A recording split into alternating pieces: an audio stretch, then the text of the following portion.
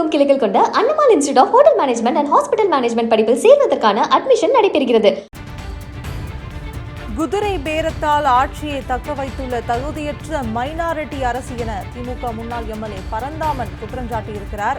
TTV Dinakaran கட்சி எம்எல்ஏவை காரில் வைத்து கடிதம் வாங்கியது தாவேக அரசு என அவர் குற்றம் சாட்டியிருக்கிறார். அதிமுகவை சேர்ந்த 6 எம்எல்ஏக்களை ராஜினாமா செய்ய வைத்து தாவேக கட்சியில் சேர்த்தது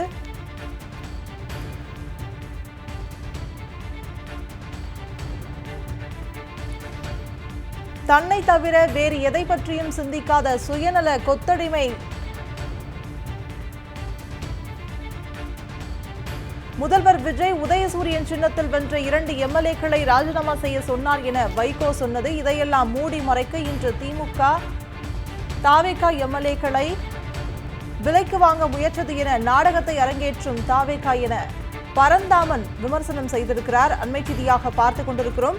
உங்களை போன்று சினிமா அரசியல் செய்பவர்கள் அல்ல, நாங்கள் சித்தாந்த அரசியலை செய்பவர்கள் என்று பரந்தாமன் தெரிவித்திருக்கிறார்.